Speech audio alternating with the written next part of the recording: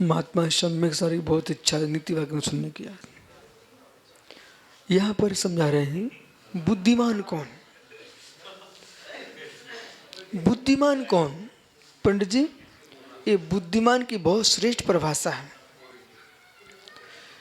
इस परिभाषा से युक्त वही बुद्धिमान है। कौन? पहला गुण है शुश्रा, शुश्रूषा। जो श्रेष्ठ वचनों को सुनने की इच्छा रखता है, जिन प्रवचन सुनने की भावना रखता है, सदगुरुओं की वाणी सुनने की भावना रखता है, अरहंत की देशना सुनने की जिसको श्रद्धा से इच्छा है, वो पहला गुण बुद्धिमान का शुश्रूषा। जीवन में आपको श्रेष्ठ वक्त बनना है और श्रेष्ठ इंसान बनना है, भविष्य में भगवान बनना है, तो सुनना सीखना चाहिए। जो सुनना नहीं जानते हैं वे सुनाना भी नहीं सीख पाएंगे। बकना सीख सकते, बकना सीख सकते, सुनाना नहीं सीख सकते। बकना बकवाद है, यहाँ की बातें करना मोखरी है। तो मोखरी से युक्त होना ये कोई वक्तापना नहीं है। वक्तव्य वह है कि आपके वचनों में जिनवाणी मिश्रित हो और सुनने वाले आदित्य हो जाएं, आह्लादित हो जाएं, प्रासाद गुण को प्राप्त हो जाएं, आनंद अश्रु पूरित हो जाएं। वे वचन ही श्रवण करने योग्य वचन हैं। जिन वचनों को सुन करके श्रोता आनंद अश्रु पूरित हो जाए, मुख से आह निकल पड़े, ओहो। शुश्रूषा, श्रोतुम इच्छा शुश्रूषा, श्रोतुम इच्छा शुश्रूषा। अब क्रम से एक एक जो भंग गुण बताए थे, उन एक एक गुणों पर विशिष्ट विशिष्ट व्याख्या कर रहे हैं। तो श्रोतुम इच्छा, शास्त्र या महापुरुष का उपदेश को श्रवण करने की जो इच्छा है वो शुश्रूषा है। इच्छा है तो भोजन में स्वाद है, इच्छा है तो भोजन में स्वाद है। रुचि है तो भजन में स्वाद है, रुचि है तो साधना में आनंद है, रुचि है तो आराधना में आनंद है, रुचि है विहार में आनंद है। विश्वास मानिए, विहरण करने से आपने समन्वित स्वामी से सुन लिया है। क्या लिखा? भूमौ प्रजानाम विहरति भूतै। पंडित मांगलाल जी साहब, भूमौ प्रजानाम विहरति भूतै। भगवंतों के विहार करने से, भूमि पर प्रभु के विहार करने से, आज प्रभु तो है नहीं है तो दिगंबर मुनि है, इनके विहार करने से विभूति बढ़ती है प्रजा की, इसमें कोई शंका नहीं। अब विभूति शब्द का प्रयोग क्यों किया, ये तो बहुत बड़ी बात है। अब आपकी शंका का समाधान बहुत सुंदर। यहाँ विभूति बढ़ती है, प्रजा की विभूति बढ़ती है। अरे पुण्य बढ़ता है, ये तो बात समझ में आती।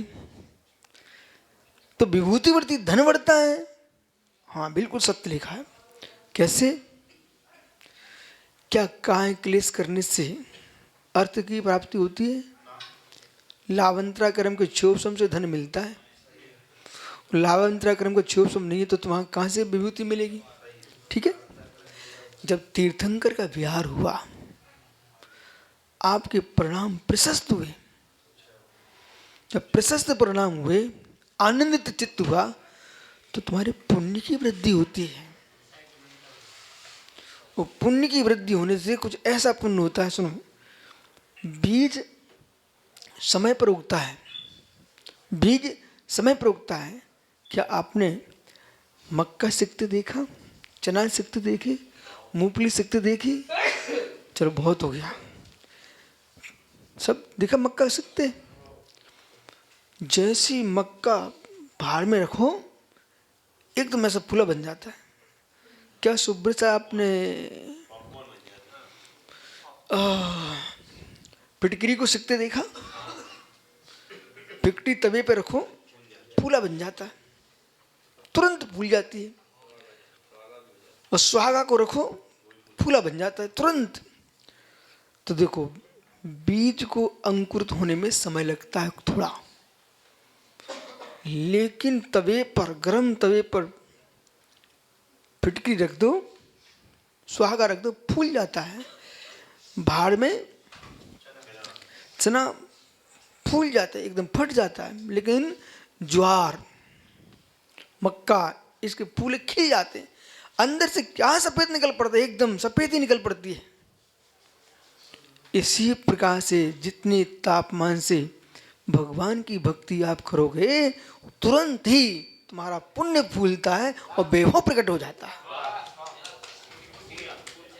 ये विभूति है, ये विभूति है। इसलिए मुनियों का विहार होते रहना चाहिए और श्रावकों को उनकी भक्ति करते रहना चाहिए। पुण्य फूलता है तो वैभव बढ़ता है। श्रद्धा से क्रिया करोगे तो आनंद आएगा। तो यहाँ आचार्य महाराज ने क्या लिखा? श्रोतुम इच्छा शुश्रूषा। जो सुनने की इच्छा है उसका नाम शुश्रूषा। जो सुनने की इच्छा है उसका नाम शुश्रूषा। इस प्रकार समझना। आगे अपन जो आचार्य महाराज ने जो हेतु दिए थे, शुश्रूषा, श्रवण, ग्रहणम, ठीक है। अब एक सूत्र और पढ़ लो, श्रवण धारणा। तो शुश्रूषा तो हो गया, श्रवणम माकरणम, श्रवणम माकरणम। तो जो शुश्रूषा, सुनने की इच्छा, लेकिन हितकारक वचन को सुनकर, यह श्रवण है, सुनना। इच्छा होना, उसमें क्रिया नहीं थी, अभी इच्छा थी, शुश्रूषा। लेकिन श्रवणम, हितकारक वचन को सुनना। और जितना आप सुनोगे उतना तुम्हारे अंदर चला जाएगा, अंदर जाए वही तुम्हारा प्रकट होगा। यदि भविष्य में आप वक्ता हुए, प्रवचनकार हुए, तो अच्छी अच्छी बातें आप प्रकट करोगे, लोगों हितकारी होंगे। शास्त्र के हितकारक वचनों को विषय को ग्रहण करना। तो ये हित का वचन श्रुणना, सुनना यानी श्रवण, सुनना यानी मात्र सुनना। और ग्रहणम शास्त्रोक्त अर्थोपादानम, शास्त्र हितकारक जो विषय हैं उनको ग्रहण करना, एक ग्रहण है। ग्रहणम शास्त्रोपादान। तो शास्त्र से जो कहा गया है, शास्त्र से जो प्रकट हुआ है, उपादान हुआ है, तो प्रकट हुआ है, उसको ग्रहण करना, वो क्या है? वो ग्रहण है। तो जो इच्छा रखता है, सुनता है, ग्रहण करता है, वो बुद्धिमान है। जो सुनता है, इच्छा रखता सुनने की, सुनता है, ग्रहण करता है, और धारणा विस्मरणम, धारणा, धारणम विस्मरणम, तो धारणा अविस्मरणम, उसे कभी नहीं भूलना, इसका नाम धारणा है। हितकारी वचनों को भूलना नहीं चाहिए। आओ ज्ञानी, हितकारी वचनों को भूलना नहीं चाहिए। कितना गंभीर विषय है। हितकारी वचनों को भूलना नहीं चाहिए प्रमोद, हितकारी वचनों भूलना नहीं चाहिए। जो लोग, मांगलाल पंडित जी, जो लोग हितकारी वचनों भूल जाते हैं, ये प्रमोद के कैमरे जैसे भी नहीं है।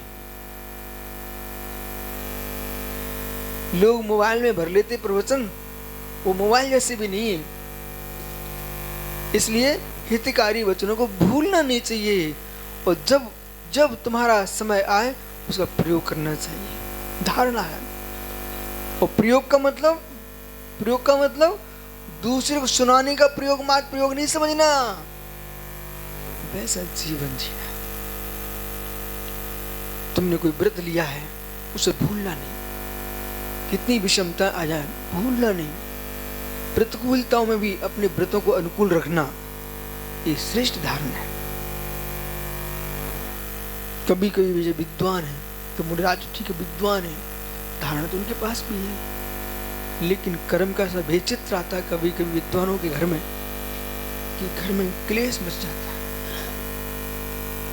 कितनी मेहनत से ज्ञान प्राप्त किया, घर में कोई धर्म पत्नी विचित्र आ गई, अथवा उन दोनों का अच्छा सहयोग भी हुआ, पुत्र खतरनाक आ गया, पुत्र भी अच्छा, पुत्र वधू ने आकर के पूरे घर को तहस नहस कर दिया, तब भी अपनी क्षमता को नहीं छोड़ना है।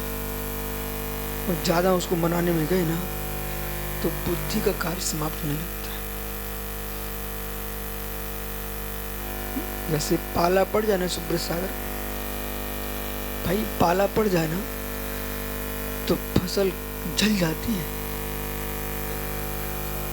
तुषार लग जाता है, ठीक है, फसल जल जाती है। ऐसे घर में ऐसा पाला पलता है तो बुद्धि में तुषार लग जाता है, जल जाती है। साधु संग है, यहाँ पर लोगों को इतने अच्छे से रहना चाहिए, क्योंकि सब यहाँ जो भी निर्णय है सब बुद्धि का कार्यक्रम है। तुम्हारी महिमा चारित्र भी निर्दोष पलेगा बुद्धि से। यदि कोई घर का बच्चा पागल हो जाए तो घर ही तहस नहस होगा। और माना कि घर वाले विचित्र ठहरे, उनने उसको पागलखाने भेज दिया, तो घर को तुमने संभाल लिया, बच्चे का हुआ जो कुछ होगा, तुमने उसको तो पागलखाने भेज दिया, आप तो बच गए ना। ऐसे बड़ौद में था भाई, उसको भेज दिया उनने, अजय को नहीं लौटा, समझे कि भेज दिया।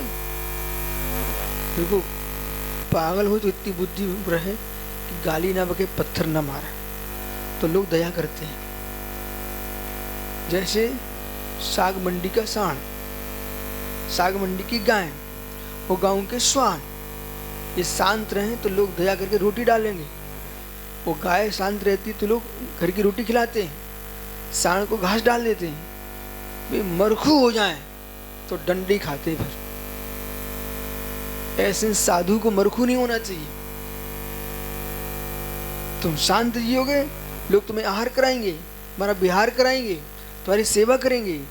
तुम मरखू हो गए, समाज में गए, ये हटाओ, ये ऐसा करो, वैसा करो, अरे भाई लोग संगीत समझेंगे। इतनी शांति से हमारी समाज चल रही थी, ये वेदी यहाँ की यहाँ करो, वो मंदिर यहाँ का यहाँ करो, ये मूर्ति यहाँ की वहाँ रखो, ये ऊपर है नीचे है, तो साता तो पकड़ो, तो शांति तो लेने दो, फिर अब करें। बस समाज में चार लोग तुमने पकड़ लिए, अब चार के माध्यम से आतंक खड़ा कर दिया। समाज सोती भगवान, ये भगवान के रूप आए हैं कि काल का ही है। आर का आगे तो काल का, ठीक है। और मुनिराज आ गए, हे भगवान, ये भगवान का रूप आया कि काल आया है, हमारे समाज में तो महाकाल व्याप्त हो गया। इसलिए मुनिराजों, साधु संतों का धर्म है, साधु संतों का धर्म है, समाज की रीति नीति का ध्यान करके अपनी चर्या करें, उसे तहस नहस ना मचाएं। अधिक सुधार भी बिगाड़ का हेतु बनती है, अधिक सुधार भी बिगाड़ का हेतु बनती है।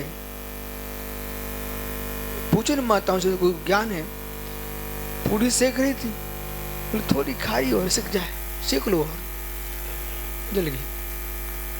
मालूम, दूध भी जल जाता है, दूध भी जल जाता है, फिर उसमें जलन आने लगती है। समझना, जो दूध पुष्टिकारक था वो भी उल्टी कराने लगता है, जलन हो गई।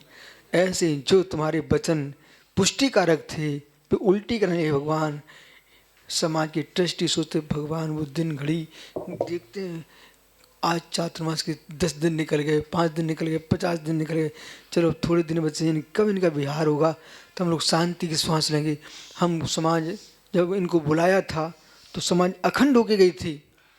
जिन ट्रस्टियों ने सिर पर चढ़ाए थे उन्हें ही बाहर कर दिया।